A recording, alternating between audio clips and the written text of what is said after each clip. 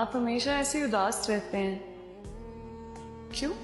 हर कहानी में किरदार होते हैं, बहादुर, डरपोक, ऐसे ही जिंदगी में भी किरदार होते हैं। मेरे हिस्से में उदास किरदार आया। ऐसे तो नाकाम आशिक होते हैं, आप नाकाम आशिक तो नहीं? हो भी सकते हैं। मोहब्बत में जो सुन रखा था वैसा कुछ नहीं होता, कि इसमें बंदा मरता है, ज्यादा कुछ नहीं होता। ये फिल्मों में ही सबको प्यार मिल जाता है आखिर में, मगर सचमुच में इस दुनिया में ऐसा कुछ नहीं होता। तो मेरी गुर्बत ने मुझसे मेरी दुनिया छीन ली हाफी।